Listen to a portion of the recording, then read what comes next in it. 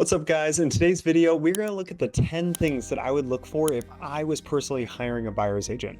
Now, as a real estate agent for over 10 years, having sold 200 properties myself, these are the things that I've learned over the years are of the most important to look for when interviewing someone to represent you on the buy side.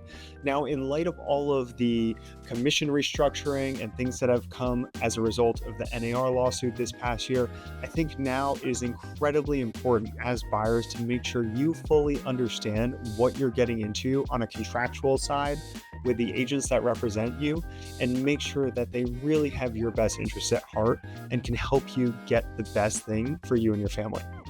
So let's dive in. The first thing I would touch base on when talking to somebody is, how long have you been in the business? It's really kind of the most basic question. And I know a lot of what we're going to cover is going to be tough for the newer agents. And that's not something that's meant to just say, hey, you shouldn't work with a newer agent. It's just because even though I've been there, I know so much more now that I didn't know because I didn't know the questions to ask back then, or didn't see half the problems that I run into. Now, I know a lot of people like to work with their friends or have a close family member that maybe has their license, whether it's part-time. Truly think about looking for a professional if you do want proper representation for your home, just because it is such a large purchase and it is very complicated. I've had a lot of deals that with either close friends or acquaintances that have had sticky situations, and sometimes it leaves a little bit of a sour taste in the mouth afterwards because everyone wants to feel like they were heard, equally represented, and that there were no hard feelings. So one thing when looking of how long somebody's been in the business, this could be a number of years, but I would also look at the transaction count. This is something you could easily see on Zillow as it shows their sales history. And the main thing here is we're trying to see the more seasoned somebody is, the more problems and objections they've overcome throughout the process is. That's with the homes themselves, that's with the clients and the sellers that they've dealt with, and that's contractually the things that they've been able to work through. So that's incredibly important. I know it is sometimes very easy to just pick a friend or somebody that just got licensed and it's exciting, and everybody does need those at-bats to get to where they want to be. But you do have to think for yourself, what is the best for you? The number two thing I would talk to them about is, what do their reviews say about them? And this is something you could easily find. Do they have an online presence? A lot of agents that do get reviews will use a site like Zillow, where you can actually see all their reviews and the 5-star count. If they have a Google business page, there will be reviews posted there as well as their social media. A lot of agents like to promote anything nice clients have said about them, and you can kind of read through that and get a feel for how people view them throughout the transaction process, and are those things that would potentially align with what you're looking for.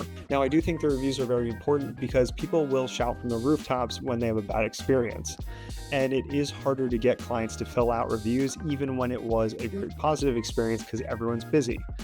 Now, if you're looking at somebody's reviews and you see nothing but positive 5-star reviews, that says a lot that they've actually had these people that have taken the time to do that for them, and that they're not getting a whole lot of negativity in between them.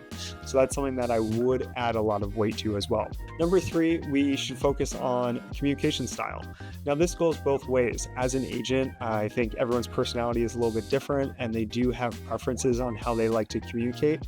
I think it is important that you articulate with an agent that you're looking to represent you how you want to be communicated with. Is that text? Is it calls? Is it email?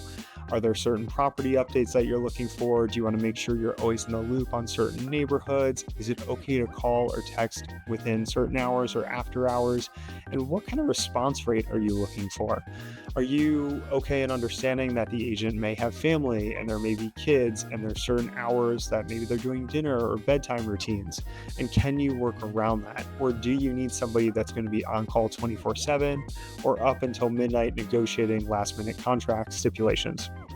So I know that's tough, especially for first-time homebuyers to really know, but agents do appreciate getting an idea on the front end of how that can be navigated, because it's a big hurdle that sometimes derails a lot of partnerships when buyers and agents work together, and something that could have easily been figured out on the front end. Number 4, let's talk about the areas that they serve.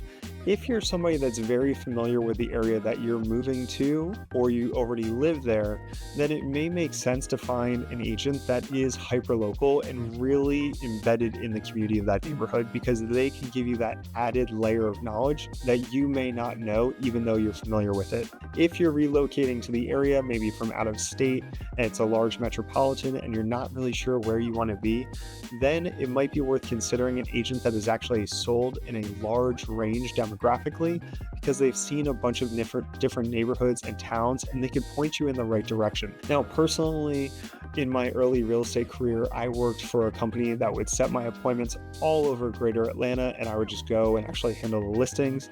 One of the benefits of this is I have sold a home in almost every town in a 50-mile radius of the city.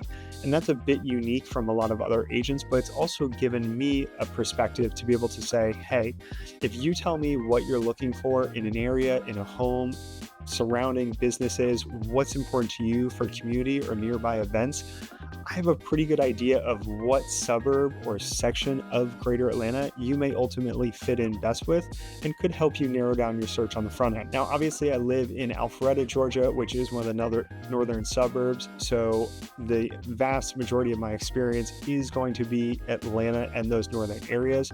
But if somebody was looking a little bit out further, I could definitely help point them in the right direction, or at least get you to a colleague that I know lives there or is very familiar with the area. So it's something that I would consider. What parts of town do they cover? And do they like to be hyperlocal, or are they okay driving around and trying to figure things out as you figure them out in your journey? Number 4, let's talk about property types. Now, this is where things get a little bit tricky, because a lot of times agents are working with people that want condos, they want townhomes, they want single family homes, and all of those are going to be a little bit more straightforward.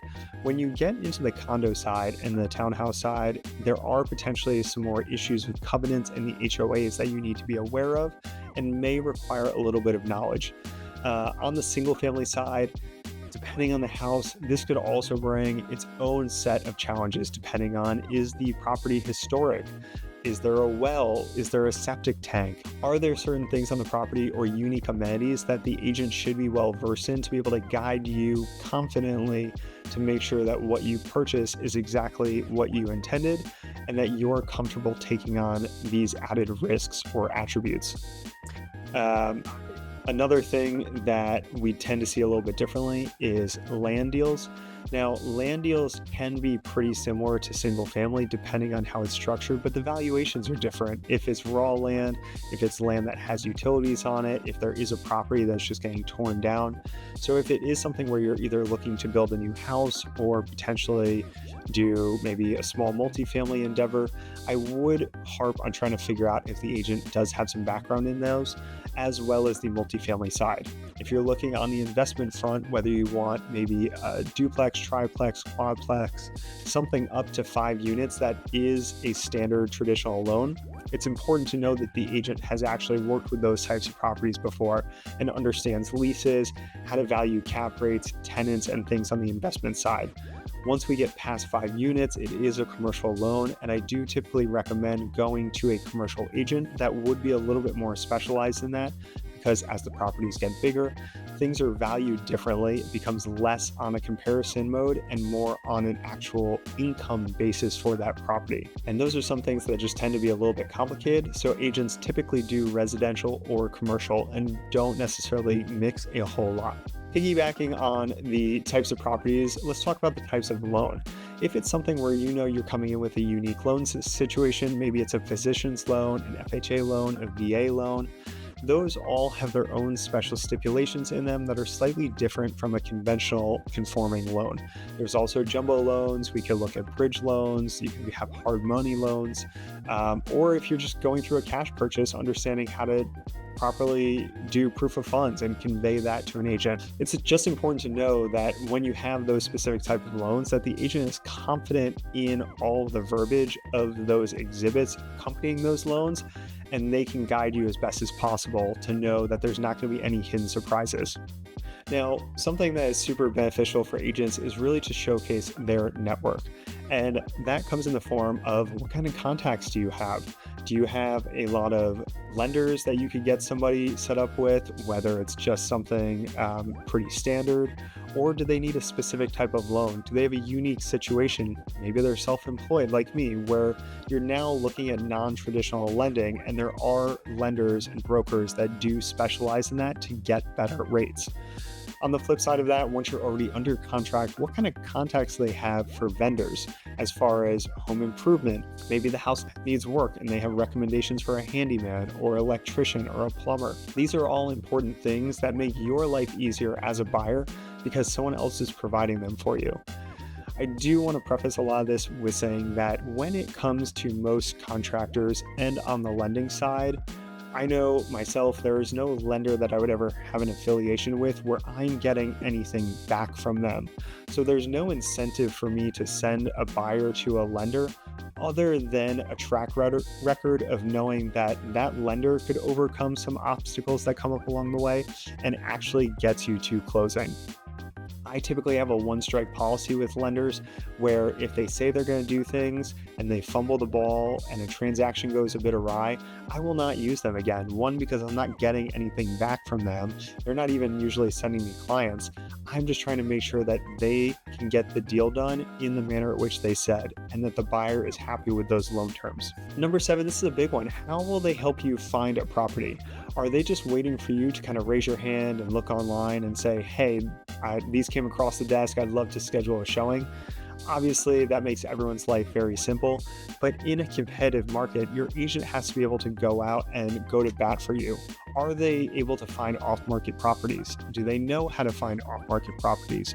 Can they go through the tax records? One of the things that I love doing for clients, if they know that they want to be in a neighborhood or a community and there's no homes currently available, we actually have a very nice templated letter that goes out to those homeowners that I hand sign, I hand address.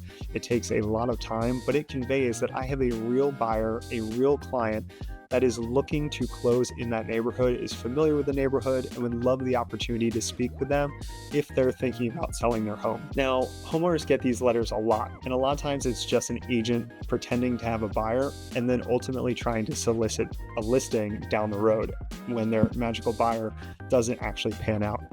For me, we make this very clear in the letter that is not intended to get a listing in any way, and there is an actual person, an actual family behind this letter, and it makes the response rate much higher. So those are kind of just the little things over the years that you can use to help find property if maybe inventory is low or you're trying to get into a very competitive neighborhood and don't want to compete with all the other people once a home hits the market. Because sometimes it is easier for an owner to sell off market. They can set a little bit more of their own terms as far as the contract goes, and you get a deal knowing you don't have to compete with everyone else. Now, number 8, let's say you do want to go into a very competitive market, or it's a hot property and it's 2022 all over again. Things are going crazy. People are paying way over asking price. How is your agent going to navigate a multiple offer situation?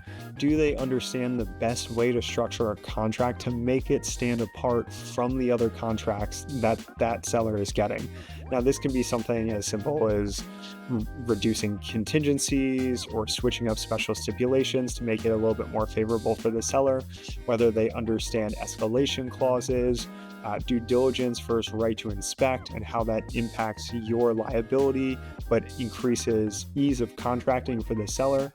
Maybe they are versed in post-occupancy for sellers after closing. The more unique situations they can convey from experience over time, the more likely it is that they'll be able to know going in, hey, this is what we can do to stand out above these other 4, 5, 6 other people and make sure we're getting you the house without also shooting yourself in the foot and either drastically overpaying or making sure that there's no buyer's remorse down the road.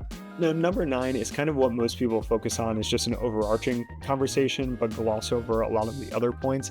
And that's just, what value do you bring to me as a buyer's agent? Now, I think it's important to distinguish this as its own question and still go through the other questions, because there are a lot of unique answers that could really help you decide if this person is just blowing smoke, if they have some serious history behind them, or if they have your best interests at heart. Now, value can come in a bunch of different ways. It could be experience, it could be their knowledge of just how to put out fires.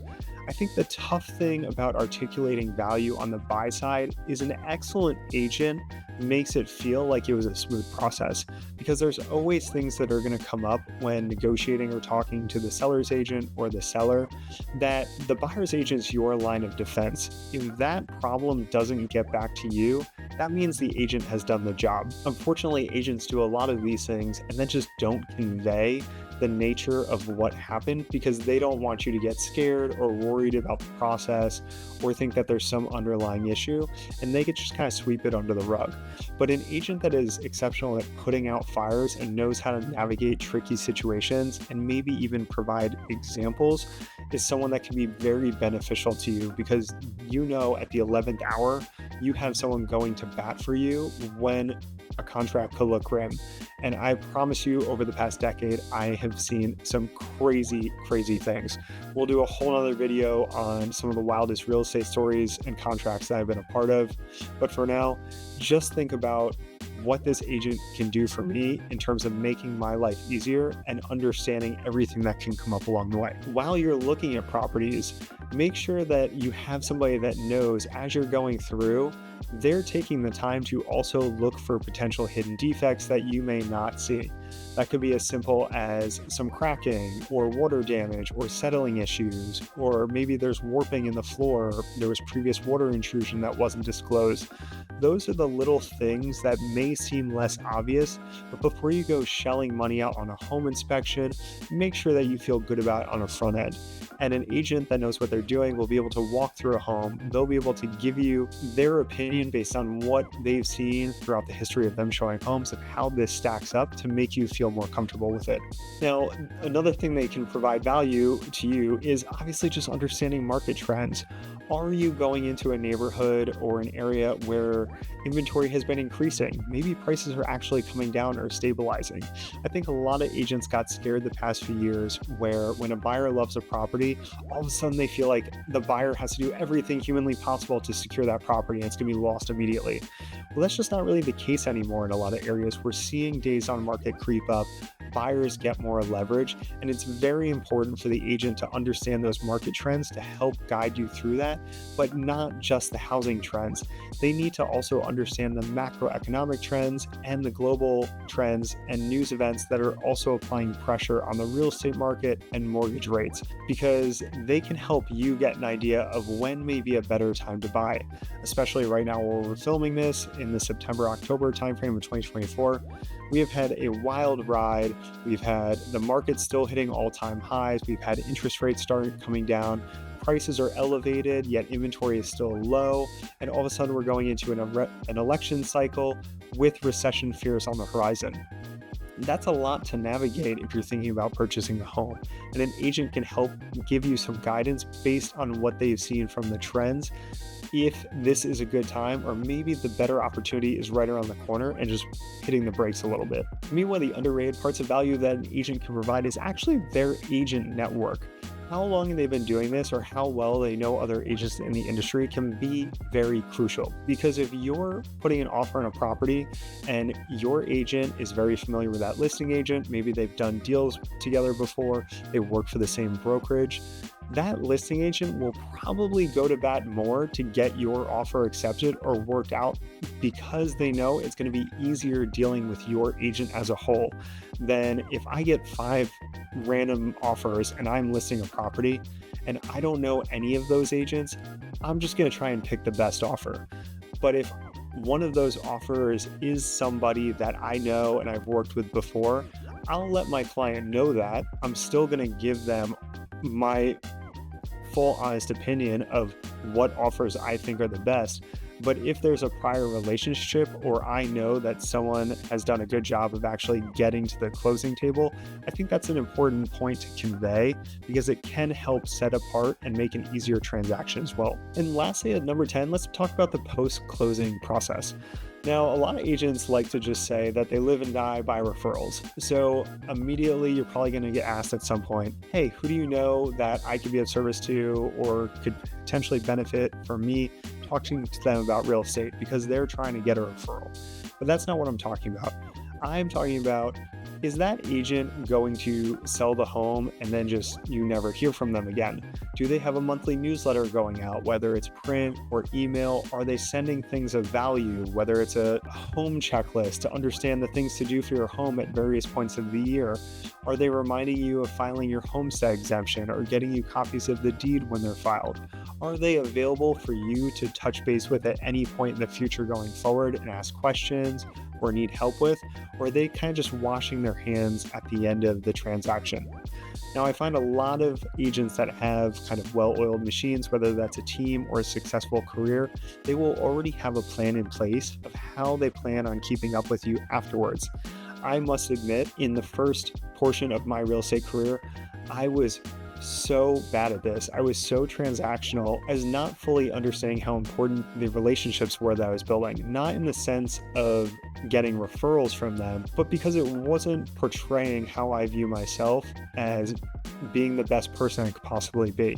You need to have somebody that's going to follow up with you and make sure that you're comfortable with the house, checking in a year from now. Maybe it's new construction and you need to do a follow-up with the builder to make sure they're doing a punch and a walkthrough again. It's those little things post-closing to make sure that, hey, I'm not here to bother you all the time looking for business, but I am always available and I'm a resource. And I think that's very valuable.